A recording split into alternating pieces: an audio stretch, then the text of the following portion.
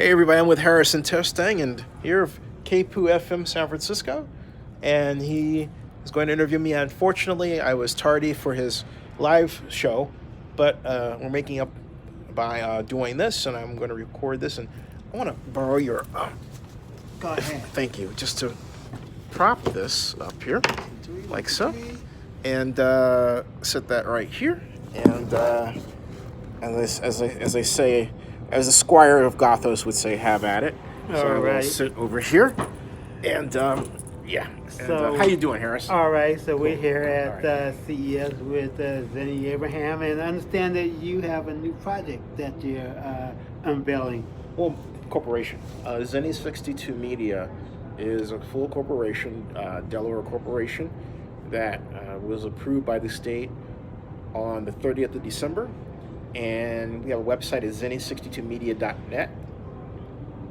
It is a collection. I don't want to say how much stock, I'll just leave that alone, but there's stock. We have stock, EIN number, DUNS number, which means we can draw credit.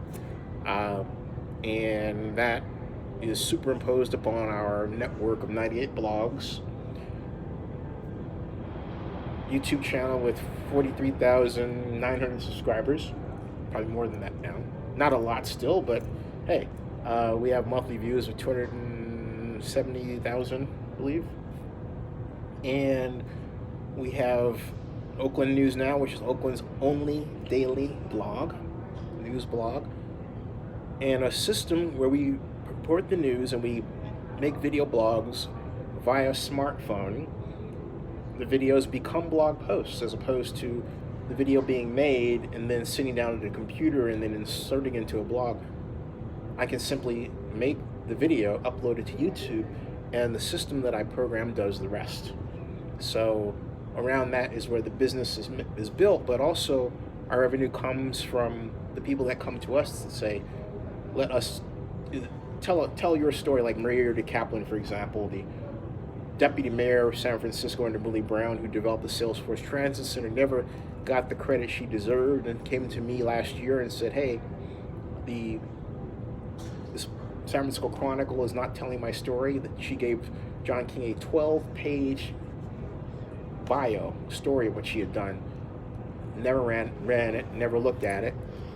She said she wanted them off the first page, and I did it within 3 months. She was ecstatically happy, and I still monitor that to this day because there should be a statue of Maria Kaplan as a Latina engineering hero who built the Salesforce Transit Center. Billy Brown gave her a project from scratch. She developed the Trans-Bay Joint Powers Authority and the board structure and the legislation that created it. She did all of that.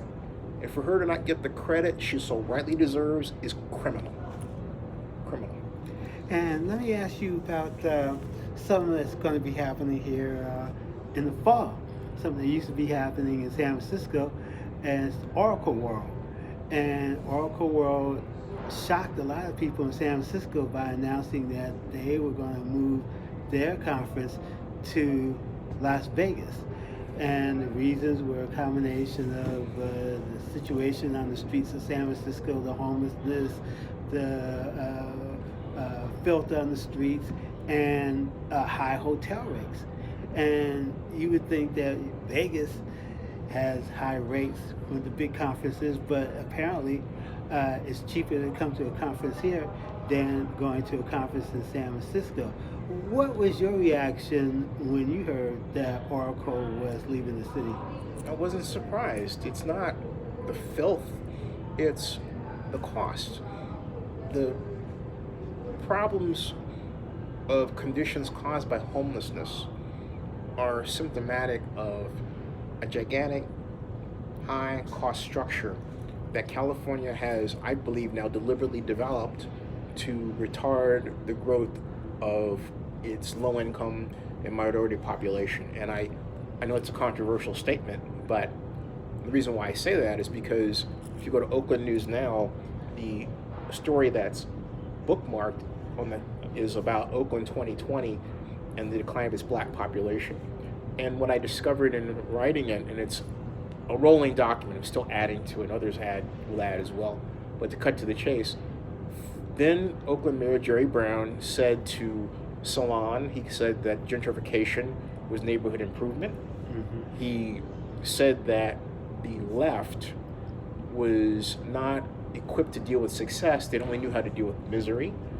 He made a number of statements that made me rethink the idea that he had done away with redevelopment to actually make sure that California's budget was less likely to go into deficit. In fact, a number of organizations had said the redevelopment could be maintained without the state of California going into deficit. So now I think if you take a look at what's happening, it's time to question why not just Jerry, but also subsequent progressives have allowed redevelopment to not return. People are leaving California in droves. The movie industry, you talk about Oracle World, the movie industry has left California in droves. The production side below the line, they're in Georgia. Do you realize that over the past almost 2 years, 26% of every motion picture made in America, actually the world, was made in Georgia? Georgia. Pinewood Studios, Tyler Perry has expanded his base. Other studios, The Walking Dead has been made there for years. And anytime there are 60 television and motion picture projects going on in the Atlanta region at once. That's amazing. So that should give anyone in California pause. And I ask anybody listening to this, I beg you actually, get out of the bubble created by living in the Bay Area and read about what's happening in the rest of the country and how people are thinking and what the news is, because it's not what you think. And let me ask about this conference, CES, and Samsung's going to be coming out with a phone, but they're not going to introduce it here. They're going to introduce it next month. And somebody who hasn't been here in a long time, Apple, is making a very minor appearance here at CES, I think after 25 years or whatever. First of all, why do you think Apple has avoided CES? Well, it has to do with the simple reason that Apple, for a time, started not showing up to Macworld. Remember that? Mm-hmm. They were at Macworld. Apple feels like they can better control their brand exposure through their stores and direct how they want people to think about their brand. Now, I don't know the specifics behind what caused that, but I do know I've been told that was the reason. I'm surprised you didn't ask me about Ivanka Trump since I saw her and I had a front row seat. I'll get to her in a minute. But it seems like with CES, there's all kind of amazing stuff here, but it seems that the big announcements by companies don't happen here at CES. You would think with all these journalists and all these other folks here, this would be the prime time to make announcements for new products. I disagree with that. I think, like for example, Sony, we saw the Vision S, and Sony is still active. This surprised me because you can't talk about camcorders, right? But we didn't hear about camcorders, but they're still making them. Mm-hmm. They're still leaders in those areas. But they pared down and talked about their innovation. Now, there are a number of corporations. Ford Motor Company is here. They have a major presence here. Hewlett Packard's here. There are a number of Fortune 500 companies that are here. And no, I mean, they're all here, but mm-hmm. What I'm saying is major announcements, it seems that they don't make them at CES. They're promoting what they're doing. Right. They're saying, hey, we're going to come out with something a little bit down the road, but we're not going to show it to you here at CES. Well, I think that's because right now they don't have much to show. I mean, look, when all else fails, you have to go with what is in your face. And what is in our face, having come here for so many years and seeing big rollouts, is that if there is a big rollout, we'll see it. Now, if that were the case, in other words, if CES has sort of lost its luster, what we would see is a big rollout happening at the same time, right, as CES someplace else. But look, CES still rules in terms of social media. Why would you want to throw that away? I really believe it has to do with these hammered down cost structures that companies are dealing with around the world as they tighten up for what some people believe will be a recession. That's another factor as well. So you can't always go gangbusters like you want to. Sometimes you have to batten down the hatches for what you think is going to be a rough weather coming. And let me talk about the issue here. I mean, we got this nice space here, and CES rolls out the red carpet for the media, including African American media. Yes. The same thing can't be said for Salesforce. And I got rejected for a credential So at did I. Dreamforce. Yeah. You did too, and some heavy hitters, including somebody, I won't mention her name or title, but she is a commissioner in San Francisco, and she has deep ties to tech, and she was denied a credential. So I was wondering, what's happening with like some of these conferences, South by Southwest. I got rejected to that as well. But like I said, this I've never conference, applied to Southwest. That's why I've never done that.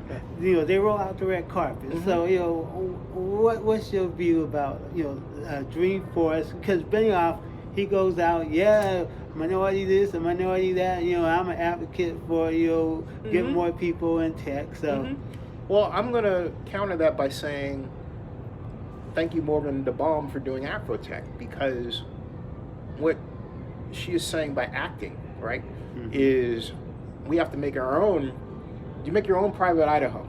If somebody wants to come to it, fine. I mean, with Afrotech, I was a major news producer and I wasn't even there. And one of their people called me and said, hey, we have a credential for you. Would you like to come? Thank you, right? Make your own stuff. Build your own private Idaho. I'm not letting Mark off the hook for doing that, but look, Mark built his own private Idaho, okay? He's rich, fine. But it doesn't mean we can't build ours. Or we could take it another way. Like, I remember Marcus, the fellow that owned Daily Costs, right? He started the Big Tent out of a protest. I didn't like it because I thought it was a racist component to it. I was one of the first people bloggers in history, invited to cover the Democratic National Convention in 2008. And he raised hell. Marcus did. And I'm thinking, wait, you're upset because I got in? So he made the Big Tent but didn't invite me. And I'm thinking, fine, I don't need your Big Tent. I'm here. It was a crappy thing to do, but my point is, if you don't like the news, go out and make some of your own. And that's really what all this is about. Too often, and this is what I hate about this whole term about techquity, right? In the East Bay, it's okay. In Oakland, it's, well, black folks should really concentrate on learning how to get hired by white tech firms. Excuse me, I have a tech company. I'm black. How about introducing me to venture capitalists who would be interested in investing in my company as a black person? Because implicit in the idea that you and I, have to beg to be hired by a tech company that's white is the idea that we don't have a tech company and we can't start anything ourselves and we have to beg for somebody else who doesn't look like us. That is criminally downplaying. It's not healthy, right? It will make you depressed more often than not. And we have to work on positive actions and positive ways of thinking. And that doesn't happen. Too often let's think of this new narrative to reinforce the idea that we don't have something. We do have something. We're alive. We have brains. We can create things. And we can do it in numbers rather than alone. But too many of us are too busy putting each other down over little things to do that. We got to stop doing that. It doesn't matter, I've always said, it doesn't matter who you date as a black person. It does matter who you think of as the specialist. If you think of a specialist and that person, you say that the person's the best and that person's black, you're doing the right thing. What they do in their personal life is their business. You got to change that equation, turn that around, and say, all right, and that will garner a strength. This comes from a teacher I had at Skyline High School. Mr. Rizzo is Italian. He always said, I'm Italian. And what I took from that when I was 16 was it didn't matter where he was because he would say it. He was proud of who he was as a person and his heritage. Same thing. You don't. In other words, the reason why I say this is because a lot of us who are younger have said, if I don't see me in it, I don't want to be of it. I say no. When my intellectual hero was John Kenneth Galbraith, who was white. C. West Sherman Churchman had the pleasure of meeting on a phone meeting conversation several times. The father of systems thinking, white. I didn't turn around and say, hey, look, they're not black, so therefore I'm not going to pay attention to them. That's limiting. But there's a younger generation of us that have that idea. Don't limit yourself. You want to rule the world. Seriously, you should want to rule the world. You want to rule the world, then big ideas come. Maybe the idea doesn't hit, at least you're not afraid to have the big idea. But you can't have a big idea if you're limiting yourself by thinking that people don't want to deal with you because you're black. Let you be their problem, not the other way around. You know what I mean? And finally, you mentioned Ivanka Trump. Yes. She was here today. Yes. A lot of Front people, row. a lot of people saying, what is she doing here? She's not a tech person. So what you think? She killed it. Ivanka Trump, first of all, and I have clips of Zennie62 on YouTube and Oakland News Now, she talked about, among other things, the cultural importance of HBCUs. You don't even hear black folks on stage getting up and talking about that. And she wasn't even, this wasn't even the center of the conversation, although Gary Shapiro had mentioned that she was the person that convinced the Republican Party to pay into it, right? But it was a central part of the conversation. And she said prior to that innovation, I slightly disagree with this for a reason I'll get to. She said that innovation would automatically create jobs for people. Well, that's a long run way of thinking, and as economists have said, in the long run we're dead, right? I think innovation creates jobs for people if you have the economic development component to do so. In California, we've forgotten how to do economic development. Do you realize that in Oakland, in 1997, we had 120 job training programs financed by the Oakland Redevelopment Agency? They're gone now. That was government at work, and they worked. And they kept money circulating in the community. They kept opportunities for African Americans. Many of them were ran by African Americans, like Ethel Long Scott. Okay? We have to bring that back. At the end of the day, it's about money circulating in the economy. The rest is conversation. So if our listeners want more info about what you're doing, where can they go get that? OaklandNewsNow.com. All right. Thank you very much. Hey, thanks for the time, man. Likewise. You got it. Good to see you. Cool. Hey, you know where to find us. Subscribe to Zennie62 on YouTube. We'll see you.